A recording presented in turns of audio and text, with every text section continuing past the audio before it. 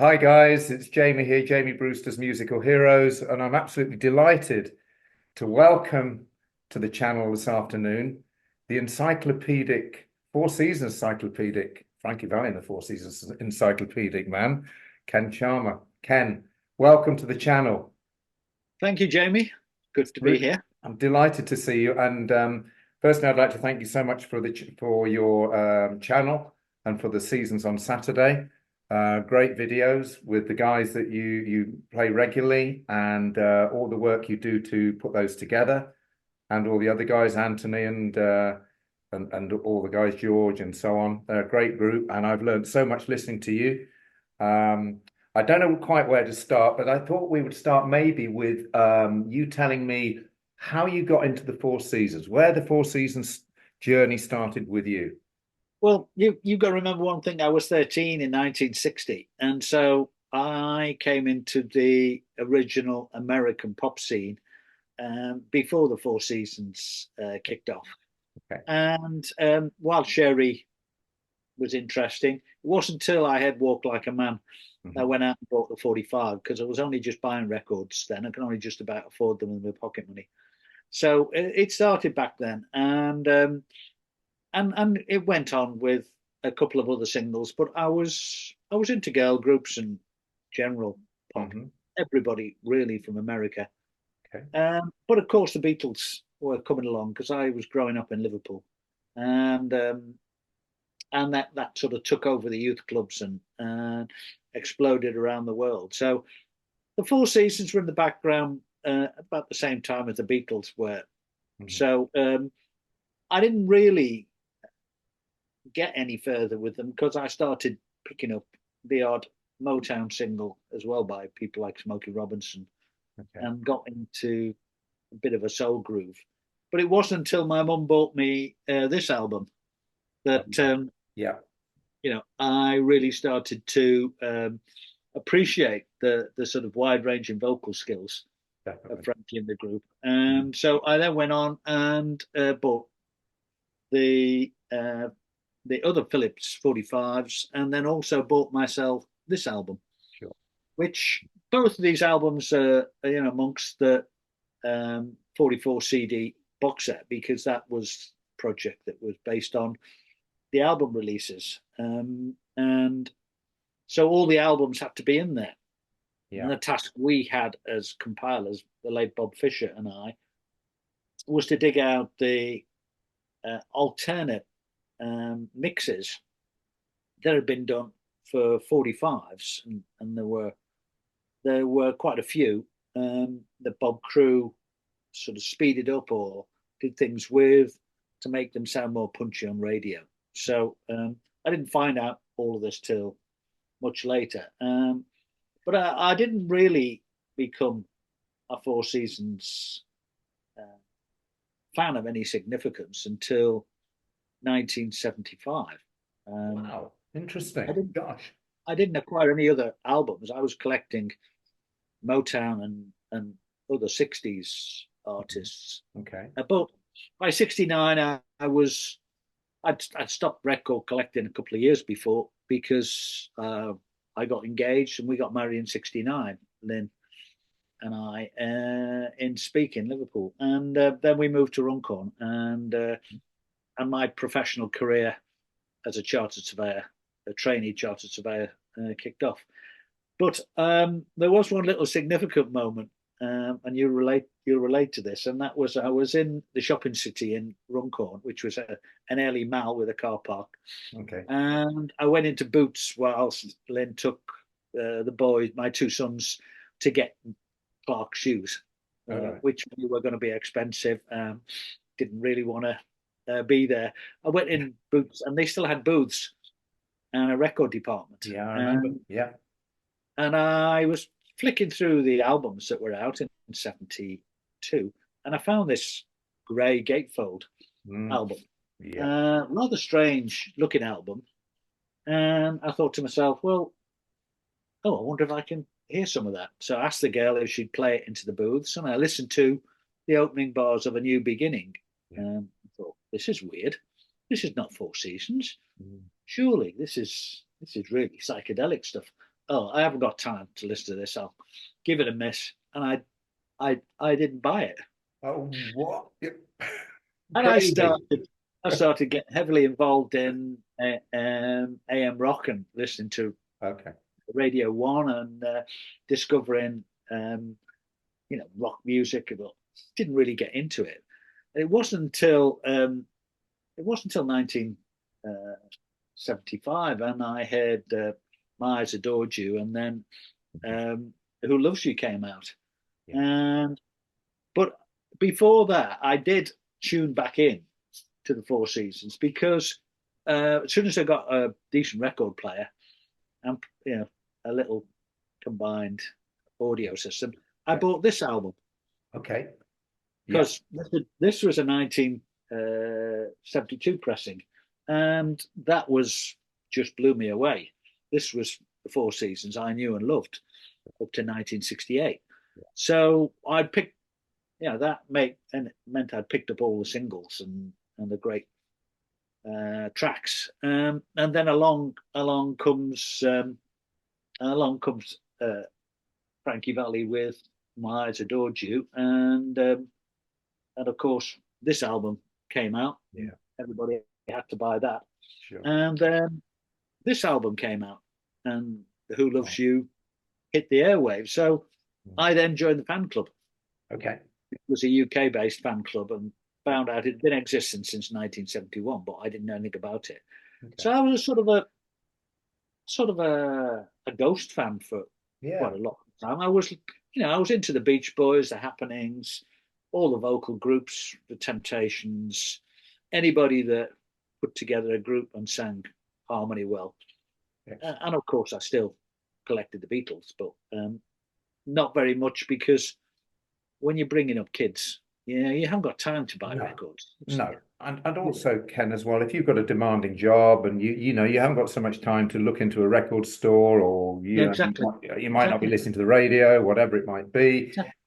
talking to friends, and I missed it. I'm similar in a way in that I discovered the Genuine Imitation Life late-ish, and Chameleon. I mean, they just weren't promoted. They weren't promoted in the UK. I'm surprised actually that Boots had Chameleon. I mean, that is Yeah, like, yeah, exactly. But what happened when I joined the fan club? Of course, then I got all the news of the stuff that I'd missed. yeah, yeah, yeah. So people like George Ingram, who was and Lynn Berlin, who were Mm, stalwarts of the growing fan club, for sure. um, helped me get hold of past albums that I'd missed, and probably amongst the favourites from that period was the New Gold Hits album, Yeah, yeah. this one, which Fantastic. I Yeah. thought really Mm, captured the changing sound of the absolutely. group like nothing else. And Absolutely. well, we've done a lot of analysis on that since, and so you have this two phases of the Four Seasons basically, and the gap in between, Yeah. and it seems as though it's the gap in between and everything surrounding Chameleon that has driven me ever since. And Chameleon became and remains my favourite album of all time by anybody. Right. Okay. Really, because I related to every song. Mm, It connected with me in a way yeah. that I can't explain. No, Uh, it's difficult to explain, and I agree with you. It's one of my favorite albums by anyone as well. so when this album came along, Yeah. cashing in on, Yeah. I was even more gobsmacked Yeah. because to I know. realise that there was unreleased material, Yeah. and John Riley, who was then the president of the UK fan club, asked Bob Gaudio on a visit uh, whether there was any more unreleased material. Bob Gaudio was quite dismissive of the Inside You Are album because it wasn't actually mixed by him. It was mixed by Russ Tirana, who'd done the original Chameleon album. Okay. And Russ didn't mix it the way Bob wanted it mixed. Okay. And that subsequently been uncovered and is illustrated in the box set How interesting is that? Yeah. because And this is just part of the developing story of that period. But I'm tied into that period, even though obviously I followed the group on tour in the mid 70s, Mm. and we had albums like Fallen Angel Yeah, lovely. Yeah, and Valley, which are yeah, amongst my favourites sure. from that period.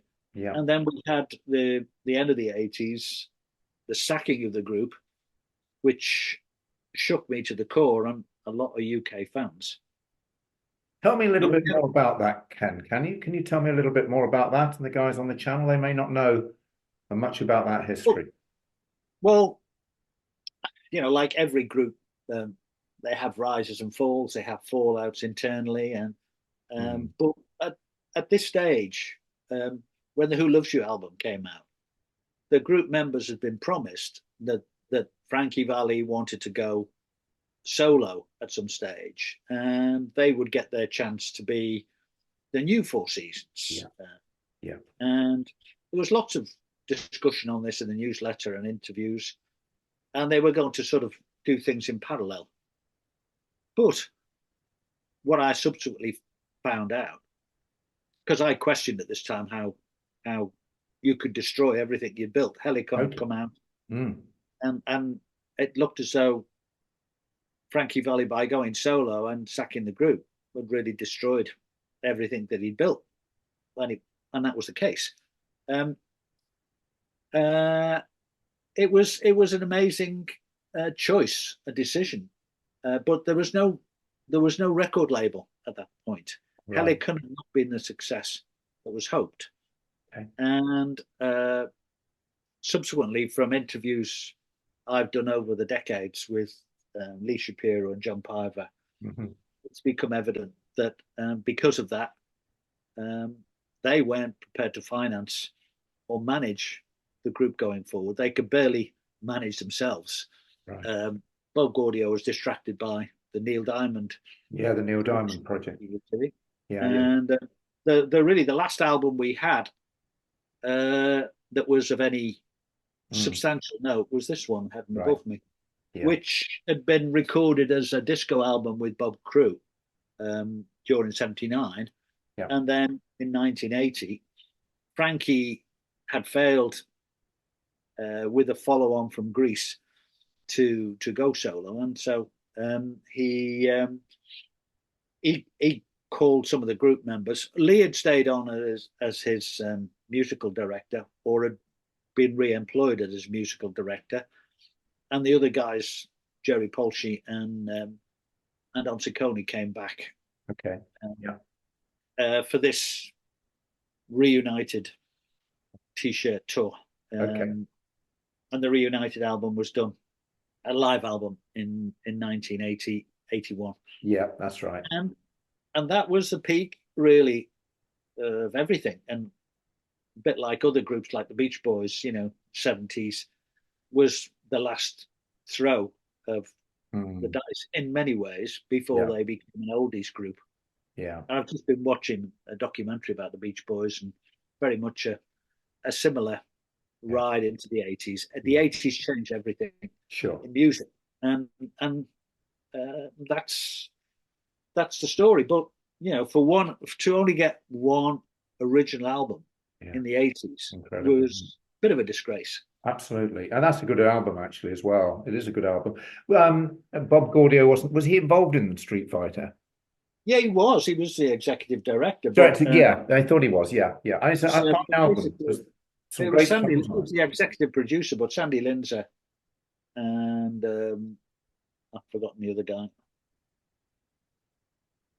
Sandy Lindsay, who'd written most of the songs and produced. I mean, some were produced by Bob Crew and Jerry Corbetta, like it. Okay. Commitment. Yeah. But Sandy Lindsay produced most of them. Bob Gaudio produced Book of Love, obviously, Yeah. and that was supposed to be the breakthrough single. Single. But there's a story why it didn't succeed. And when they were due to fly to the UK to promote it, it was just about to enter the BBC charts, Book of Love. Okay. And there was a Middle East threat of bombings in London. They cancelled the visit, and so the BBC dropped any plays of Book of Love. The subsequent album wasn't promoted. There were no tours. There was no promotion, and it died the death, just like Hope and Glory. Yeah, which is an even more amazing story of non-production, non-promotion. But over the decades, because I was a collector of all sorts of music, and because I had this, the fan clubs had collapsed in '81, and George Ingram and I were doing. He was doing the newsletters still and sending them out by post, and I wrote pieces for that through the '80s and into the '90s. And many of those newsletters, the latter ones, are on our website at www.seasonally.co.uk. Okay, I'll post a link to that. That's the only source of a really deep source of information. But it's a picture menu. You have to click on the pictures, and you find you can mine down into the depths. Yeah, I've had a little look at some of that, I must admit, but I'll put a link to on the channel as well. It's fascinating stuff. And that's the best place for fans to go and find out about everything from the hits down through copies of the newsletters going back over the last few years we were producing, and then George packed that up. But then I continued to do research, and people were sending me stuff and sending me unreleased tracks, and then I suddenly got a contact who wanted to help me, and I'd been sent the tape index from a former Motown employee. Okay. It contained a list of tapes that contained the 22 songs that we knew were released on Chameleon, the singles, and Inside You, but contained a lot of other songs as well. I stuck with this, and this contact was very close to Harry Weinger, the CEO, and other people at Motown in New York, and they were releasing stuff on CD, and we proposed to do together a UK release of some of the Motown unreleased tracks. Fantastic, yeah. Which and that was quashed because Motown didn't know what they had. The people who'd sent me the stuff had left. Yes, of course, but an incredible situation. Really, hardly believe it. Motown really didn't seem to get to grips at all with the situation, did they? I don't know. Well, the whole research process from 2002 onwards is a story in itself, and I think we discussed much of that on the Four Seasons on Saturday. Yeah. And obviously, I started in 2016 a Facebook campaign to get the Motown unreleased tracks researched and preserved, basically. Yeah. It's just a campaign because I knew this stuff was. But of course, by 2010, I'd been given acetates of some of these unreleased tracks. Those acetates, did they come from people within Motown, ex-employees, or no? They were acetates that Bob Crew had done from the sessions. Okay. The last sessions he'd done in November, December '73, and they'd been given to somebody and got onto cassette tape and come through George Ingram and got to me. And lovely. I had the ability to be able to put them on YouTube, and so I kept asking the questions by 2011. Why haven't we had tracks like these? Yeah. Because I'd been trained in mastering by then by a German engineer. Because I've been retired 20 years, so in my retirement, great plan, excellent. It filled the afternoons. Siesta time was big time. Teach yourself mastering, and so I was able to put these out. And by 2016, start this Facebook group, and then by 2018,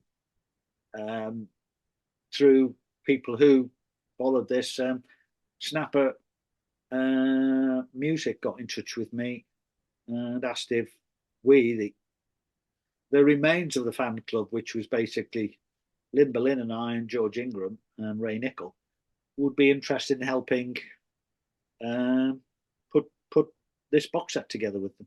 How did Snapper Records? How did they actually? What prompted them to contact you? I mean, where did that start? Do you think? Where did that come from? Well, I don't know whether it started with Bob Fisher or whether it started with Ian Crockett, but Ian Crockett was the coordinator on assembling box sets and Okay. speaking to the stars. Okay. They did rock groups like Wishbone Ash and Okay. etc. All right. But this was going to be the biggest pop catalogue that they'd done, and I wasn't sure that it would succeed or how far it would go, but I was on board for it. Didn't realise that I'd actually spent over 2,000 hours over 4 years working on this. Amazing. But it just became a labour of love, really, because I wanted to hear the stuff. Yeah. The core of it all was the Motown unreleased. And in fairness, the quality of the music coming in that period was really, really good. There's no doubt about it. It was some of the best ever, I think. Well, this just showed another level to it. What we found. And what we got approved, because we only got 13 tracks approved, but I found another 8 tracks, alternative mixes that were in the storage. Wow. And there's another 200 tapes in the storage. That's incredible.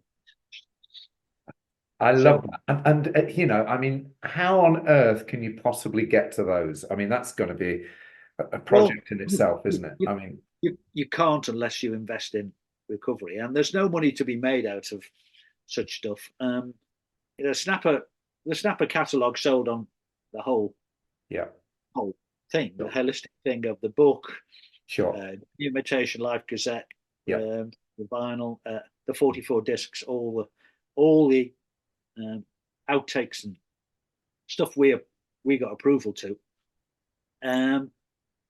which was amazing and remains amazing. And this is truly the anthology of Frankie Valli's career. Totally. And takes into account all the 4 seasons that he had with him, plus the 3 great live performances from the 70s. But it's done, and people will say, well, there's nothing to follow it. But we'll see. I've still got a lot of tracks I'm putting on YouTube until somebody stops me. No, they're not going to do that. I mean, I always, when I come across one, I go, wow, what a great song. And there is such, some of those are real nice songs, no doubt about it. They're not a waste of space. They're not like, oh, that's a bit, we could leave that in the can. I've got a few iffy things like a demo of A New Beginning and a demo of Whatever You Say, which were done by the 4 seasons, but were also done by some other unknown singers. Yeah, I they're remember they're going to appear this summer just as background. Fantastic. I can fill in that background now. That's the future plan, and never say never. I managed to get those DVDs salvaged and live performances that never been seen before out over the last few weeks. Wonderful. And I've got 30 or 40 outtakes and alternative versions that could see the light of day on YouTube. That's fantastic. Well, it depends on my energy and intent and the support and wishes of the fans out there. Could I ask you about the fan base? Because obviously, as you say, the fan clubs disappeared or didn't exist for a while. And then, of course, we had Jersey Boys, didn't we? Was that did you notice then a huge increase in the fan base, or? Not really, because the fans of Jersey Boys are not necessarily 4 seasons fans. Yeah, for sure. Jersey Boys did the 4 seasons a favour. Yeah. Well, I say the 4 seasons. Bob Gaudio and Frankie Valli, and also the Bob Crew Foundation. Okay. Yeah. Bob Crew was in a nursing home part of that time before he passed away, and of course the foundation was set up by his brother on the strength of the royalties, but other people got good royalties out of it. Sure. But it earned Frankie Valli and Bob Gaudio more money than they earned from any other period in their career. So what is there to do? What Frankie just loves touring. So what is left to do? He'll tour till he drops. And Bob Gaudio just says nothing unless he has to. And what are the future generation? What are the sons and daughters?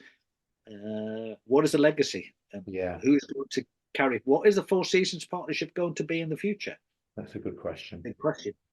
I'm writing about this on blog posts and examining the context of Frankie and the group in our lives as fans, from the fans' perspective. And I'm writing a book, The Rise and Fall of the New Four Seasons, which is based on chapters I did.